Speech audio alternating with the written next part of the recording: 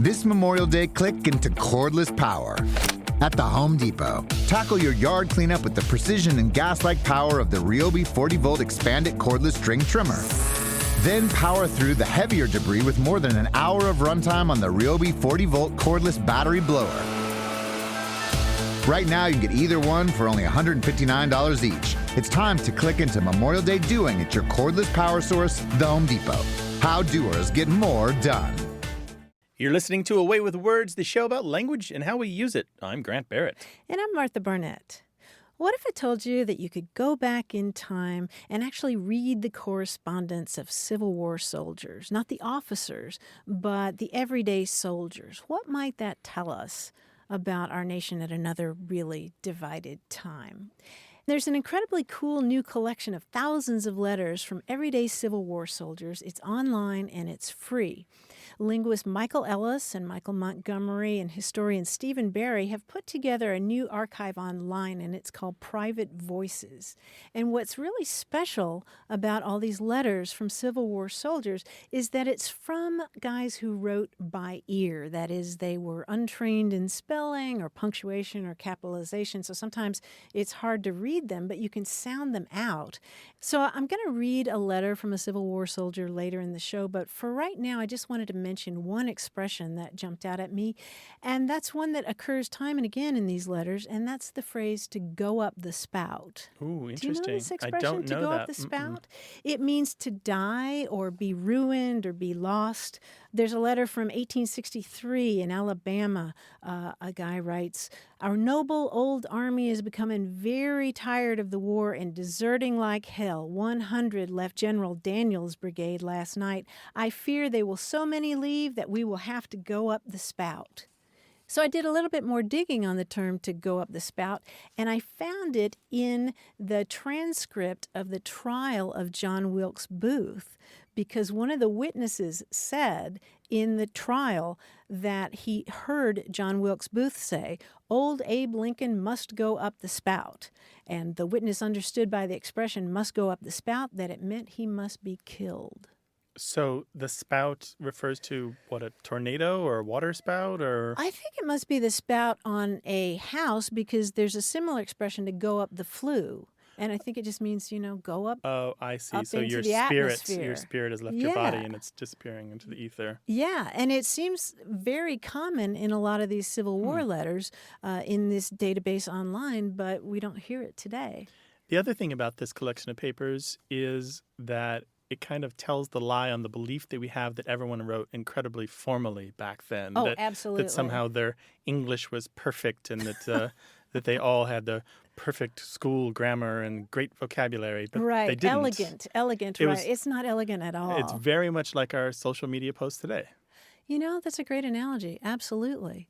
Well, it's just a delicious collection to dig into, and you can just Google Civil War Private Voices and find it, or you can go to our website. We'll put up a link there. We'd love to hear from you if you've got questions or comments or stories about language having to do with slang and new words and old words, or something you found in a letter from a relative from a long time ago. 877-929-9673, or email words@waywardradio.org. Hello, you have a way with words. Hi, Martha. Hi, Grant. My name is Megan, and I'm calling from Orange County. Hey, Megan. Hi, welcome to the show.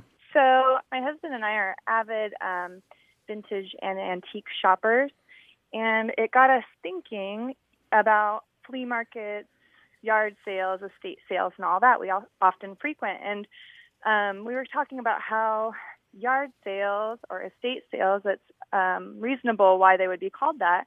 But we were curious as to why a flea market would be called a flea market. We couldn't quite figure out what it was that gave it its name. So we thought we'd give you a call. Oh, interesting question. I wonder if you had any theories on this.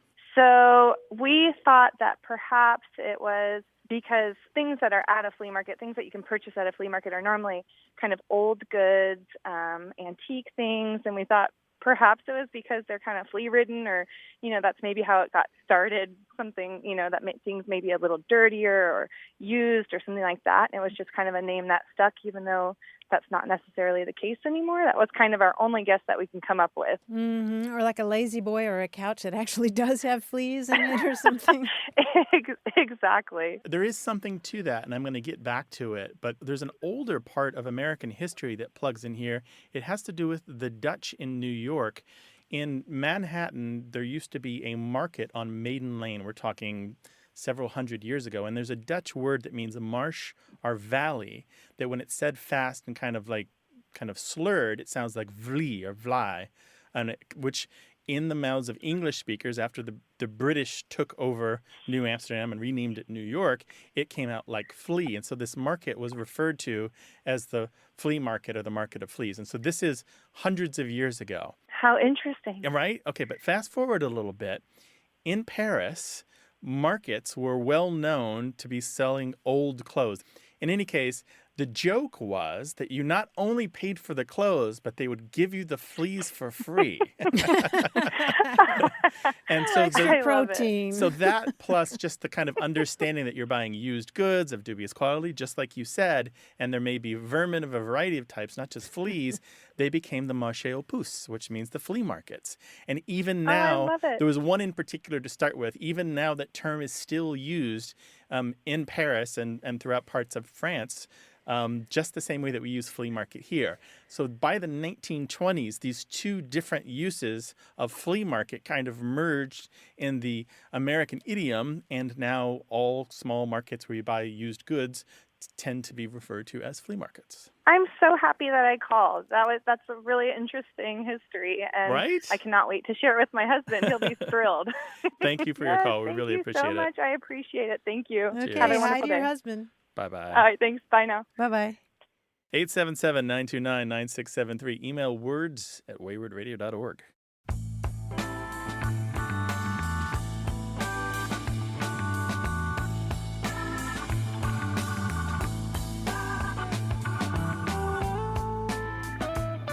One term that keeps surfacing in the Civil War letters I'm reading online is the term pills. And by pills, the soldiers didn't mean the things that you take as medicine. They talked about Lincoln's pills or Abe's pills, and by that they meant bullets. They would talk about lead pills. Wow, lead pills. Yeah. That has pill referring to ammunition of a kind, goes back a long ways. It goes back to at least the 1600s to refer to cannonballs. Oh, is that right? Yeah, and various times in history it has referred to naval mines, water mines or depth charge, bombs from the air, referring just to bullets. Goes back to the 1700s easily, and then kind of fast forward to the 1930s where you've got like the detective and fiction, like the Dashiell Hammett sort of thing. And actually in The Thin Man, he uses pills to mean bullets. So at that point, it kind of sounds more like tough guy slang, but it's got hundreds of years history before it reaches Dashiell Hammett. Yeah. Very cool. So that's the nice thing about these letters. They're a snapshot in time that plug into the larger history of language and our culture. Indeed. 877-929-9673. Hello, you have a way with words. Hi, this is Kelly from Pittsburgh, Pennsylvania. Hi, Kelly. Welcome to the show. Thanks. What's going on? I have a question about a phrase I've long considered a family heirloom. I am not a native of Pittsburgh. This phrase is used by my family in central Pennsylvania to refer to an undiagnosed and not serious illness. It is the nun puckaroo. The nun puckaroo. So that sounds ominous. I know, but it isn't. You're not feeling well, and somebody says, "What's up with you?" And you're like, "I don't know. I've got the nun puckaroo." Yeah, my mom would always use it with another kind of crazy phrase. So I might say, how is so-and-so doing? And she'd say, well, she's sick in bed with her feet hanging out the window. And I would say, oh, what seems to be the problem? And she'd say, she's got the nun puckaroo, but she'll be okay in a few days. So it's sympathetic and yet, acknowledging that you don't feel good. And so, yeah. So wait, was she really lying in bed with her feet hanging out the window? Or is that figurative? That's figurative. And don't know where that comes from, honestly, but those two phrases are often used together. But now, in my generation, we use it all the time. And it sounds like you have a certain pride in this family heirloom. Yeah, it's kind of funny. I've never heard anybody else use it, but my siblings love it. And in fact, in a text message last week, one of my brothers, who is a medical doctor, said, I'm at home today with Declan. He has the nun-puckaroo. Last night he threw up at his brother's birthday party. So it covers a lot of ground, but it isn't serious. You know, we wouldn't use it for anything like, a clearly diagnosed illness. How interesting. I've never heard nun-puckaroo per se, but the Dictionary of American Regional English has, they did a survey of all these different features of different dialects, and one of the questions that they asked people was about joking names that people make up for imaginary diseases, like what you're talking about. And there are a couple of similar terms. One is rum-puckaroo. They found one instance of rum-puckaroo. So just one, that was in Rhode Island, right? Yeah, in Rhode Island. Wow. And then there was another one, just nun-puck, None-puck in Delaware. But not very common. No, yeah. And not exactly what you're talking about. So with you and those two results, that's just 3 attestations to similar terms that we know about, and none of them are identical to each other. That's great. This has been around for probably 5 generations for my family. 5 generations. That's great. Yeah. So we're keeping it alive, hoping other people will embrace it. Maybe it'll go viral. No pun intended. Right. I like it, having the nun-puckaroo. It's better than some of these other examples in the Dictionary of American Regional English, like he's got the sky BTs of the blowhole. Wow. I don't know. I kind of like that one. Yeah, there are a whole lot of them, but I like that nun-puckaroo. It's like you don't feel so good, but you can't really put your finger on it, it sounds like. Right, and it's very sympathetic. It's like, oh, poor you. Okay, it's got a sympathetic aspect to it. Kelly, if we hear from other listeners about their use of similar terms, we'll let you know, all right? Terrific. Thanks a lot. Thank you. I appreciate the show. It's wonderful. Yay. Thank you, Kelly. Bye-bye. We do know that in your house, there's family words that you think only you say, but we're pretty sure if you share with us, we can find other people who say them too. 877-929-9673.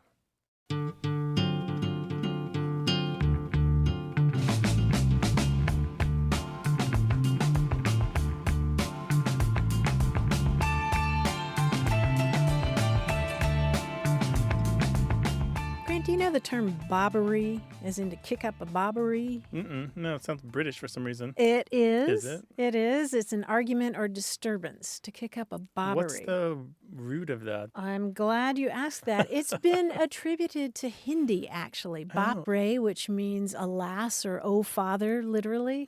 But it's broader than that. I think it's older than that as well. Bobbery. B-O-B-B-E-R-Y. Correct. Bobbery. Right. Don't make such a bobbery. It wouldn't be a bobbery if you gave us a call. 877-929-9673.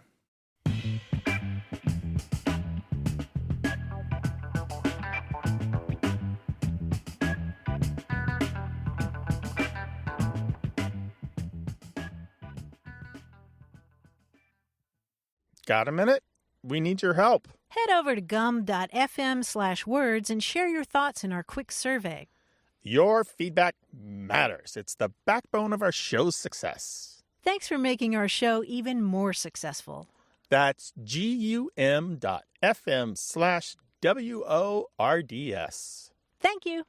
You're listening to A Way with Words, the show about language and how we use it. I'm Martha Barnett. And I'm Grant Barrett, and we're joined by our quiz guy in New York City, John Chinesky. Hi, John. Hi, Grant. Hi, Martha. Hey, John. What's up? I've got some bad news and I've got some good news. Oh, boy. Today. Yeah. I'm sorry to say that your eccentric old uncle has passed on. Poor thing. Oh, You guys. Uncle Yeah, that Albert? uncle you share. Yeah, sure. Why not? Now, fortunately, he's left you some things through his will. The instructions in his will are quite clear, though. You and your family can have anything you can gather from his huge house in the space of an hour.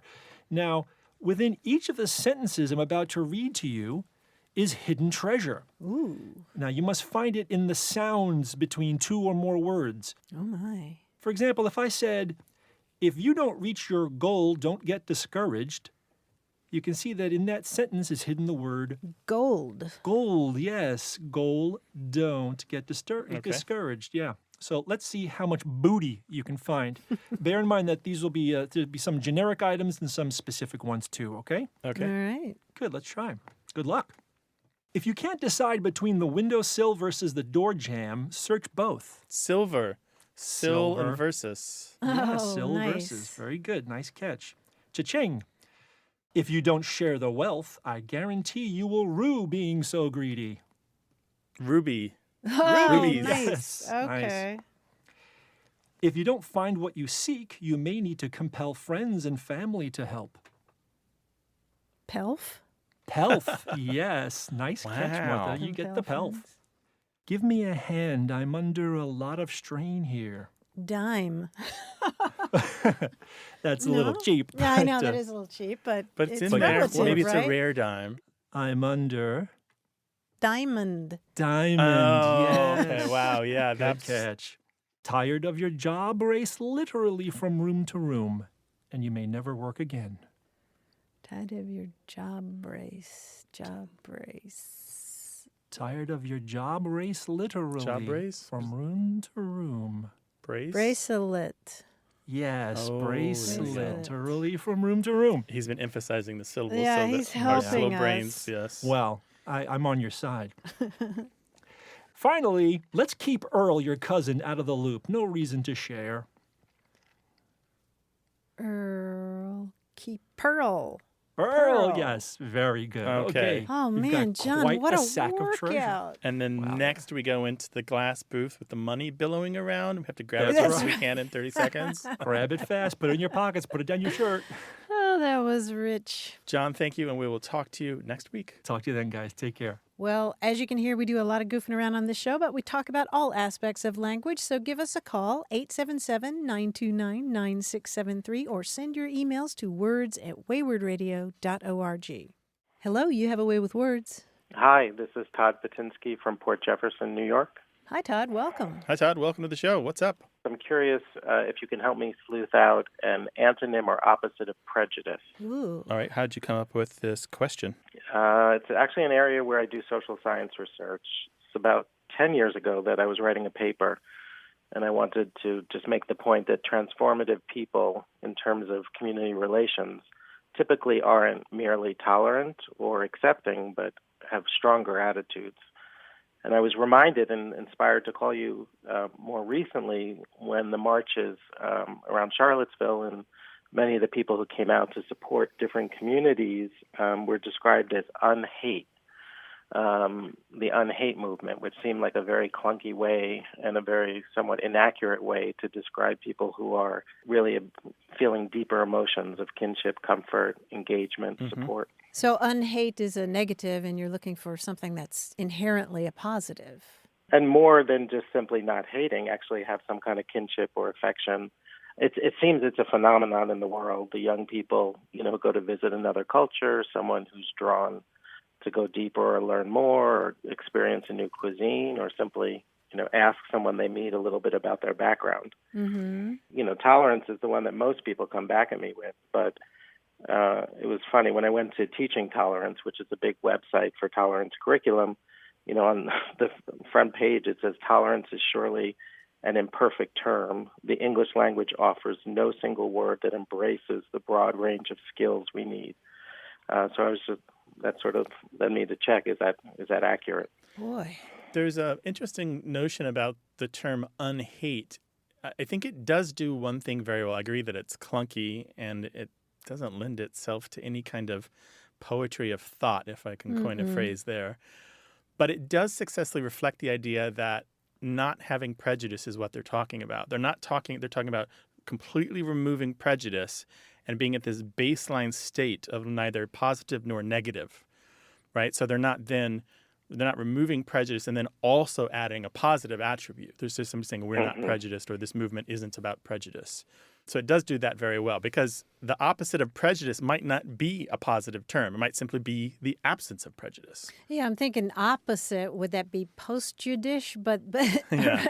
yeah, Also or- clunky, right? It is clunky. And then I'm thinking, well, what if you take out the pre in prejudice and then you just have judicious, which is, showing good judgment or sense, but still that's not The other thing is, it's interesting that the website, what is it for tolerance? teaching tolerance. Teaching tolerance. It's interesting that they do accurately point out that there's no single word for the lack of prejudice or the opposite of prejudice, but there's no requirements in English that all of our ideas are best encapsulated in a single word. We don't require that kind of efficiency of the lexis where one word isn't the perfect form of language.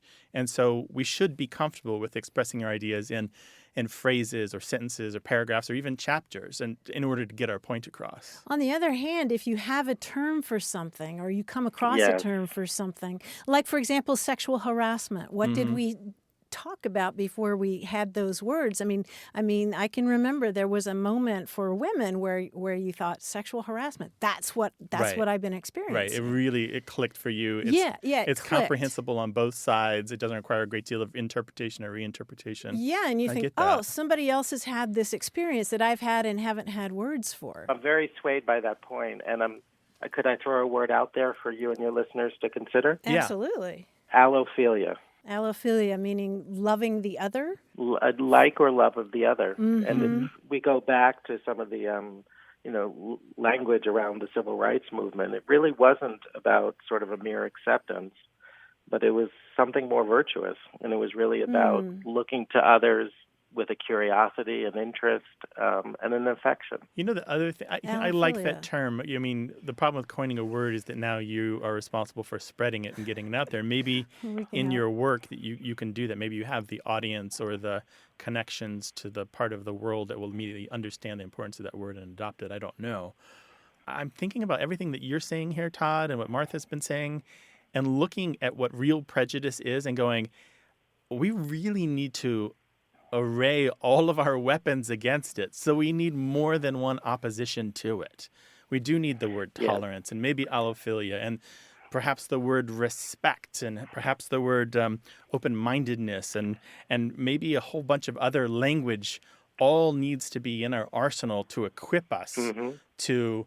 There was one word that was used for quite a while, colorblind, in the sense, and it's interesting, that has really fallen off. I think partly as attitudes change and as people realize that, groups can really make a difference to how people live and how people interact. And so that term seems more and more to be abandoned. I don't see any more references where as recent as maybe 10, 15 years ago, it was a term that had a lot of currency. Colorblind. Certainly in the research community, and I feel like in broader communities.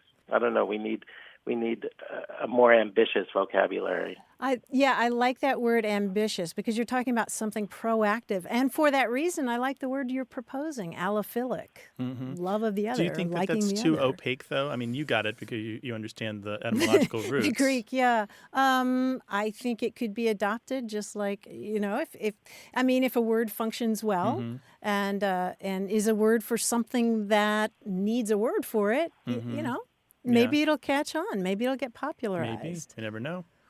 Todd, I got to tell you, we could probably do 2 or 3 more hours on your question of looking for the opposite of prejudice, but I think it's time to throw it out to our listeners who will surely have ideas, all right? Thanks to you and to your listeners. Take good care. Take care. Bye. Thanks, Todd. Bye-bye. So if you have a word or want to coin a word or find a word that you think really encompasses the opposite of prejudice, where you can say, I am this, or I have this characteristic, let us know, 877-929-9673, or email words@waywordradio.org, or talk to us on Twitter, WAYWORD. Hi, you have a way with words. Well, good afternoon. I'm Lee Weber, and I live in Greenville, Pennsylvania, on a sunny and breezy day. Just a beautiful day to be alive. Well, it sounds fantastic. Thanks for taking a little bit of it to call us. What's on your mind? I had a spelling teacher in junior high who was very, very clever with words.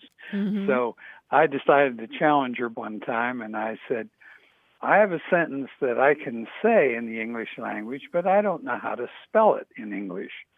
And the sentence is, there are 3 words pronounced two in the English language. How do you spell two? Believe it or not, I actually puzzled her. She wasn't sure.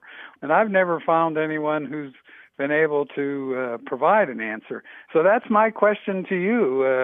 It sounds like you were a burr under the saddle of your teacher. Did she give you an A? Passing grade, at least? Well, she did give me extra credit for my question. There we go. So Lee, linguists, long ago encountered this exact same problem. And they asked themselves the question, how can I write out the words in other languages that use different alphabets in my own alphabet? And so what they came up with more than 100 years ago, late 19th century, French and British linguists came up with the International Phonetic Alphabet, which allows you to more or less write almost any of the sounds spoken in almost any of the languages spoken by humans.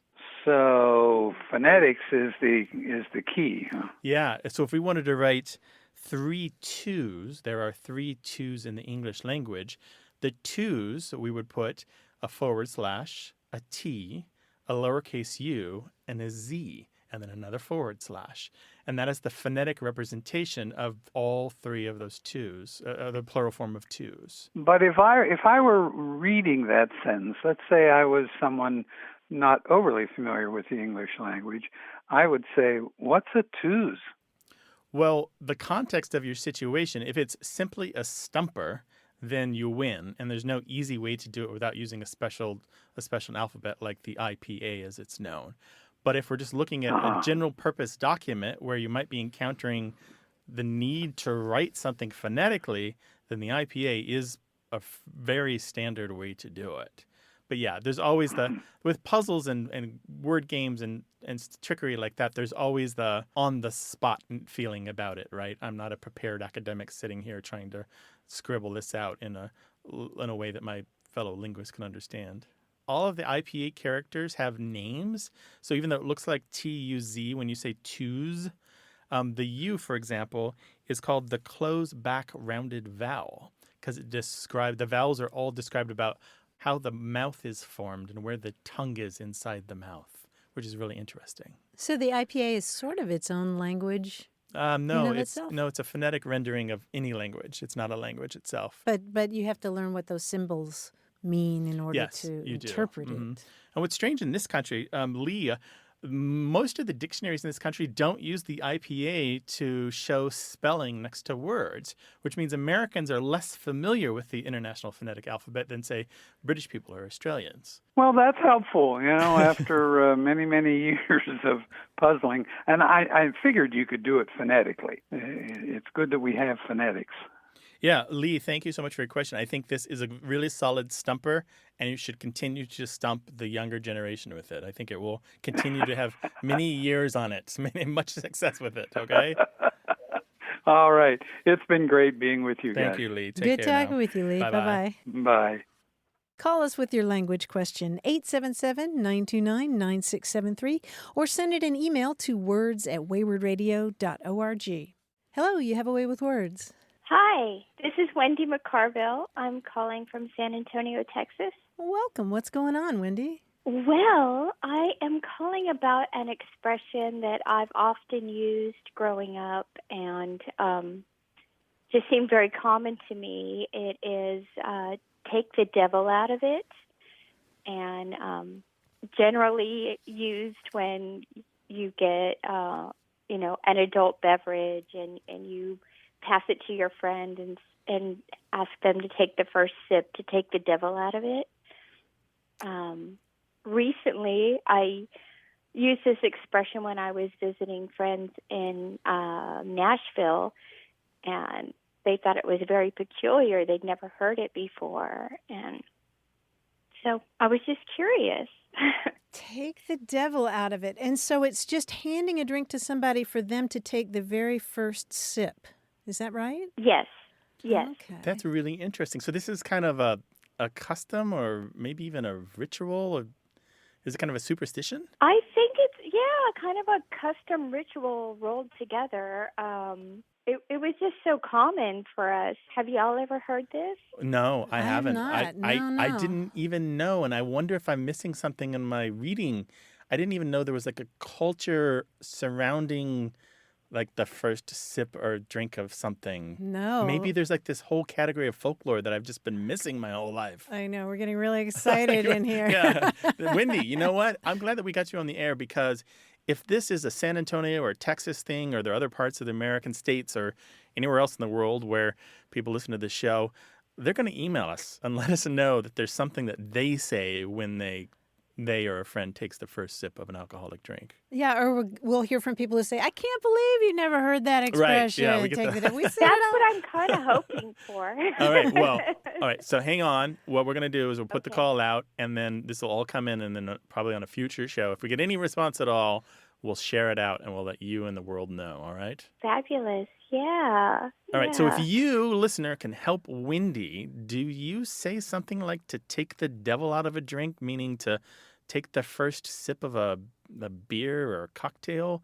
If you do, give us a call, 877-929-9673, or explain an email to words@waywardradio.org, or tell us on Twitter @WAYWORD. Okay. We'll see how it goes. All right. Okay. Take care Y'all now. have a great day. You too. Thanks, Okay, Wendy. thank you. Bye-bye. All right. Bye-bye.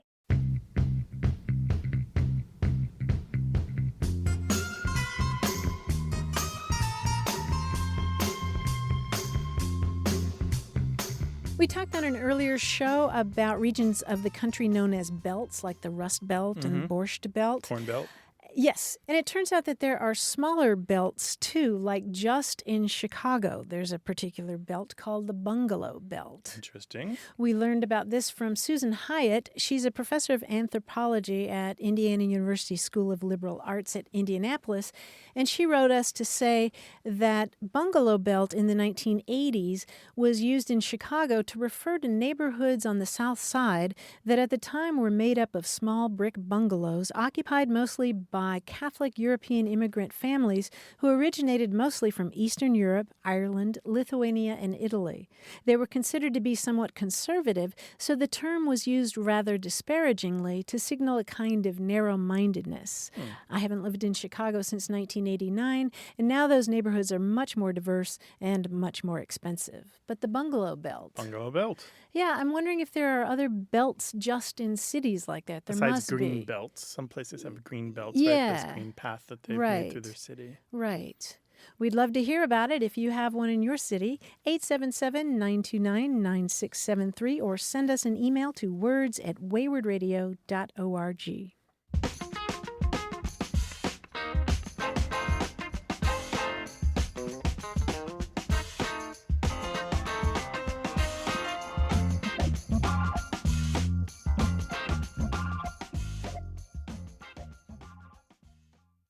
Hey, we've got something special for those of you who love our show but could do without the ads. That's right. Imagine a way with words, the same engaging conversations, the same deep dives into language without advertising interruptions. We're talking about our ad-free podcast feed. It's sleek, clean, and it's just for our supporters. It's at waywardradio.org/ad-free. It's inexpensive, easy to sign up for, and works with all major podcast apps like Apple Podcasts and Spotify. It's an affordable way to support the show and get a seamless listening experience. And if you're feeling generous, why not give a subscription to another Away with Words fan? That's waywardradio.org/ad-free. Sign up today. Your support means the world. waywardradio.org/ad-free. Thank you. You're listening to Away with Words, the show about language and how we use it. I'm Grant Barrett. And I'm Martha Barnett.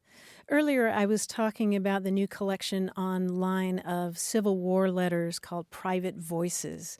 And I've had such a great time digging through there, looking at all these letters from uneducated Civil War soldiers. One of the themes that comes up again and again and again in all these letters is the theme of wistfulness. Just, I can't wait to see you. I can't wait to get back home. It's just such a longing. It's really moving to read these. And I wanted to read part of a letter from a soldier from North Carolina. It's not from that collection, but it's from the Civil War. And it was written at a camp in Virginia. Dear wife and children, by the kind and tender mercies of Almighty God, I am once more permitted to drop you a few more lines to let you all know that I am not well yet, but I am a heap better than I have been. I am tolerable hearty, not forgetting to hope that these few may reach you safely and find you all enjoying good health. I have no news, important news, to write to you, only I want to see you all very bad, so bad. I cannot tell by pen and ink how I do want to see you all, though I hope that the time will come that we will all meet once more. I want you to write me and let me know all the best news you can find out in the good old state of NC. Tell me whether there is any prospect of peace there or not. So I don't know as I have anything more to write that is worth your attention, so I'll close by saying that I hope you will excuse bad writing and spelling and everything therein that you might find amidst my hurried letter. So I remain your affectionate husband until death. And that was written by Francis Webster to his wife Sarah, and Francis Webster was my great-great-grandfather. Oh, how about that? That's amazing. I was waiting for the punchline, and there it was. There's the punchline. Great-great-grandfather. That's astonishing. Yeah, it really is. I can remember that framed letter on our mantle for years and years. But you hear the longing there. It's like, I don't have any news, but I'm reaching out anyway. Yeah, and of course the linguistic features are interesting. Yeah. Heap is an intensifier and tolerable. Yeah, and hearty. You see the term hearty again and again in all these letters in the Private Voices database. Yeah, we wouldn't use those three words that way today. No, but isn't that beautiful? It is beautiful. Share your stories with us, 877-929-9673. Email words@waywardradio.org. Hello, you have a way with words. Hi, Marla. Hi, Grant. This is Jeremy from Fort Smith, Arkansas. Hey, Jeremy. Welcome to the show. How can we help you? What's up? I have a question about a word. It's cement or cement. Mm-hmm. My wife's from Canada. You can imagine the pronunciation debates we get into. And this was one that she brought up with me pretty early on. And I admit that cement, I don't see how it's pronounced that way. So I changed it. But I was kind of curious on how or where that pronunciation even came from. So, Jeremy, you grew up in Arkansas? Yes, my whole life. All right. Okay. Can I ask you a couple other questions? I want to see if you've got a pattern of pronunciation that matches the pronunciation of cement, okay? Sure. What's the name of the American holiday where we eat turkey in November? Thanksgiving. And what do State Farm and Geico sell? Car insurance. And what do rock musicians use that has 6 strings and a wooden body and they plug it into an amp? Guitar. And the guys who drive the black and white cars with the lights flashing on top? Police. Police. Okay. What I was looking for here is there's this whole category of words that people in the American South, more often than people in the American North, pronounce with the stress on the initial syllable. And so they are more likely to say words like police, guitar, Thanksgiving, some I didn't ask you about, like umbrella, or July, vehicle, right? TV, Detroit, and a really well-known one, insurance instead of insurance. Oh, yeah. Yeah, you have that one too? You say insurance? Yeah.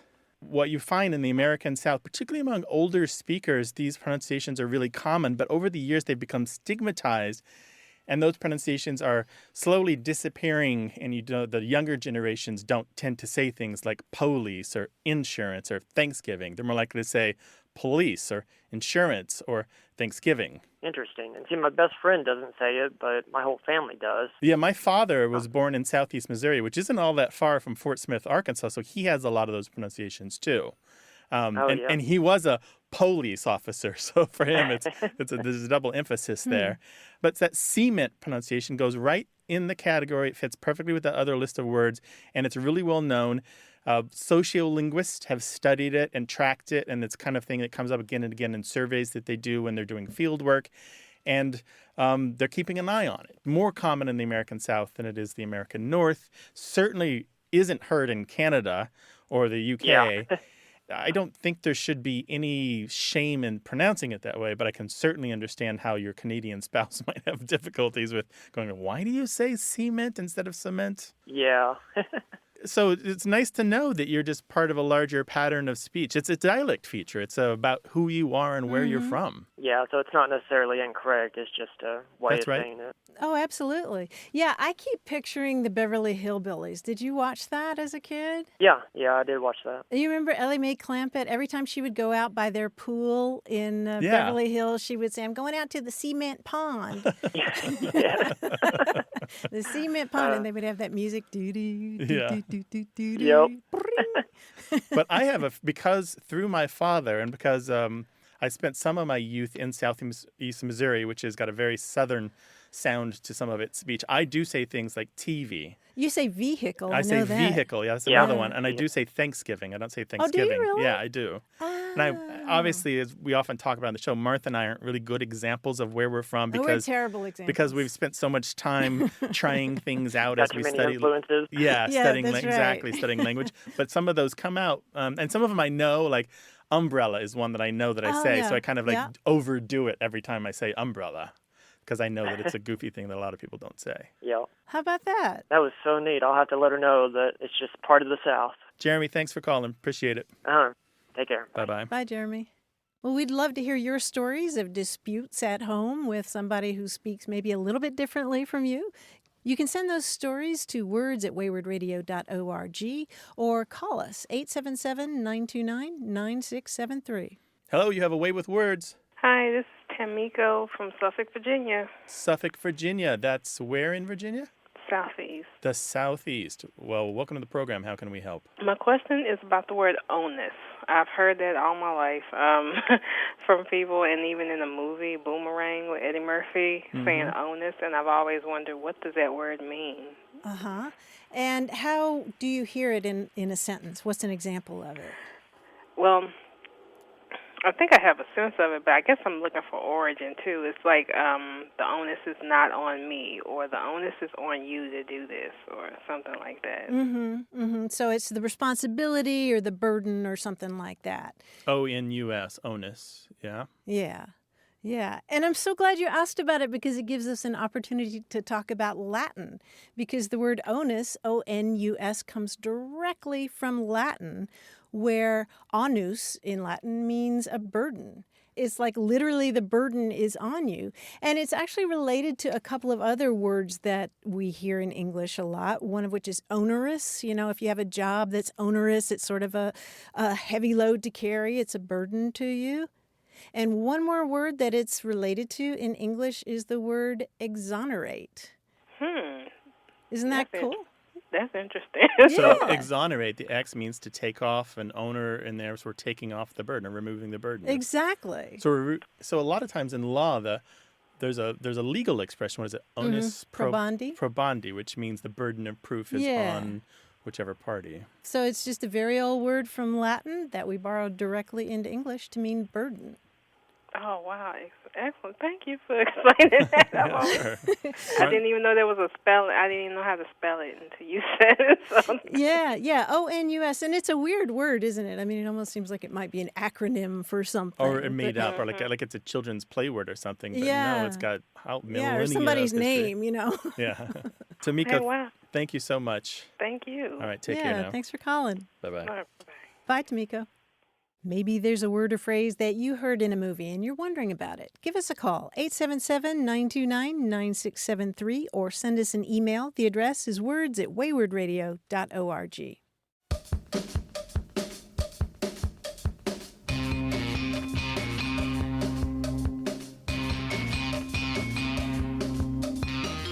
One bit of Civil War trivia that I came across when I was writing a book about food names is Salisbury steak. Do you know the origin of Salisbury steak? No, I'm sure you can tell me, though. I'm going to tell you that originally Dr. James Henry Salisbury was trying to come up with a meat cure, as he called it, for intestinal disturbances that Civil War soldiers were having. And he called it muscle pulp of beef because he thought that a lot of chewing and just focusing on eating meat and nothing else would cure what they called camp diarrhea.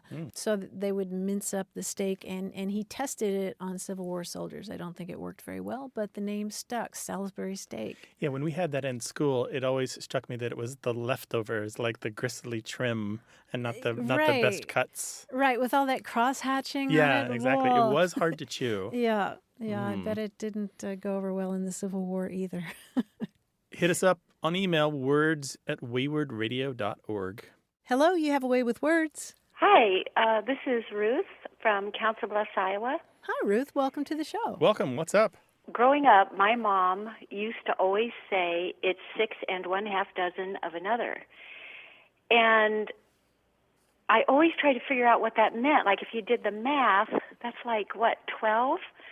And I just never could get it, but I knew what it meant. When she would say it, it would mean whatever you decide, it doesn't matter because it's all the same. There's no difference. And she would say 6 1/2 dozen? Yeah. Yet I think I've heard it other ways, like 6 or 1/2 dozen of another, and that kind of makes more sense to me. And it's interesting that it got a little twisted in your mom's rendering of it, because that's how folklore works. It kind of becomes its own thing after a while, and we repeat what we think it is rather than thinking going back to the original. So the 6 of one and 1/2 dozen of the other, or 6 of one and a 1/2 dozen of another. Those are two common ways to render it. And I would say 6 of one or 1/2 dozen of the other. 6 of one, or not even have the or in there. Well, say 6 of one, 1/2 dozen of the other. Right. So it's a comma separating the two clauses. Right. Right. And it's meant that 6 is the same as 1/2 dozen. Right. That's right. Yeah. And there's no real origin story for this. There are, in some of the etymological books, there's a story that they've basically, authors have basically stolen from each other, that it dates to a particular work from 1836, but that's not true because it's older than that. I was going to say, it sounds older. Yeah, it's much older than that. So it has nothing to do with pirates in the original. It has nothing to do with seafaring. It's just an expression that kind of pops up. The first use I found was in a political column in a newspaper. It's literally exactly what it sounds like, just a way of saying the same thing in two different sets of words. That's it. There's no folklore. There's no tale. There's no story. That's just, bottom line, they're equal. They're equal. Huh. Yeah. Well, it's interesting. Okay. Well, thank you. Yeah, thank you. We appreciate it, I Ruth. appreciate it. Take care. All right. Yeah. Okay. Bye-bye. Bye-bye. It's the same as a phrase that we've talked about on the show before, a horse apiece. Oh, yeah. And we get lots of emails and calls about that. From Wisconsin. From Wisconsin, yeah. Mm-hmm. So it's a horse apiece means one choice is as good as the other, or 6 of one, 1/2 dozen of the other. Yeah. And I'm thinking there must be very similar expressions or similarly colorful expressions in other languages for this. Probably. I don't know them, but Nothing coming to mind. I bet our listeners do. Yeah, I bet they do. 877-929-9673, or tell us on Twitter at WAYWORD.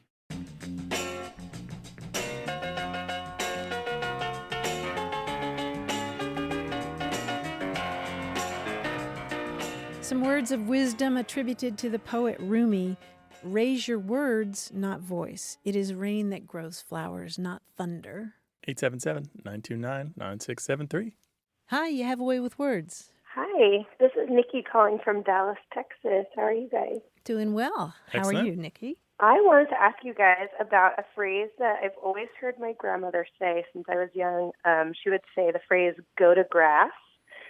We always used to chuckle as kids. I don't think we really understood what it meant. We just thought it was funny. And the more I listen to your show, I think, I wonder where that phrase comes from and what exactly it means. Wait a second. So what are the circumstances that she uses this? So what's happening when she says something about going to grass?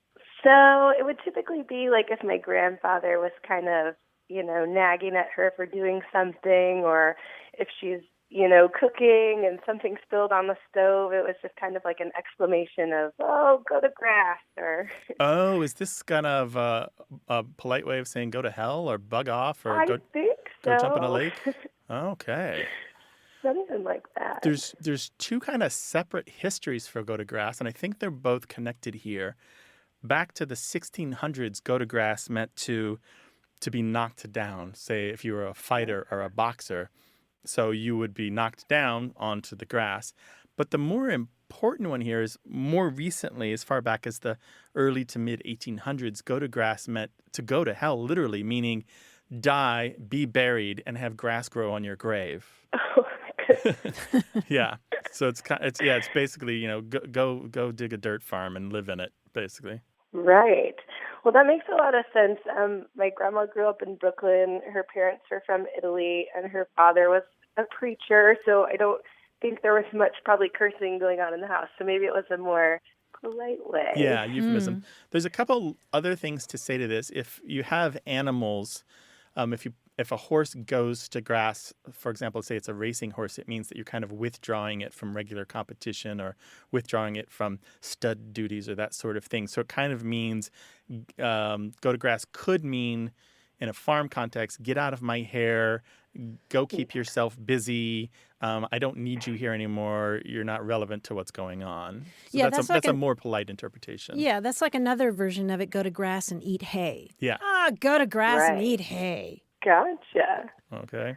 All right. Well, thank you guys so much. I'll be happy to report that back to her. All right, Nikki, thanks for doing so. Thank you. All right. Thank you. Have a good one. All right, care. bye-bye. In the Dictionary of American Regional English, by the way, which has a nice entry on go to grass, Mm-hmm. they have a note to see the entry for Halifax. Did you see this? No. Halifax used to be used as a euphemistic way to saying go to hell. Oh, so go to Halifax. Halifax. Yeah, both the Halifax in the New World and in the Old. Isn't that interesting? I love that. But there are so many ways that we take impolite language and we clean it up a little bit, put some lipstick on it, and take most of the sting out of it, but just a little bit left. Go to Halifax. Go I to like that one a Halifax. lot. Yeah, go to Halifax and back. That's going in my word bucket. 877-929-9673. Want more Away with Words? Listen to years of past episodes at waywardradio.org or find the show in any podcast app or on iTunes. Our toll-free line is always open, so leave us a message at 877-929-9673 and we'll take a listen. We love to get your messages at words@waywardradio.org or hit us up on Twitter at WAYWORD and look for us on Facebook. This program would not be possible without you. Grant and I are out to change the way we listen and think about language, and you're making it happen. Thanks also to senior producer Stephanie Levine, director and editor Tim Felton, director Colin Tedeschi, and production assistant Emma Kelman in San Diego. In New York, we thank quiz guy John Chinesky and that master of keeping it real, Paul Ruist at Argo Studios. Away with Words is an independent production of Wayward Inc. From the Recording Arts Center at Studio West in San Diego, I'm Martha Barnett. And I'm Grant Barrett. So long. Bye-bye.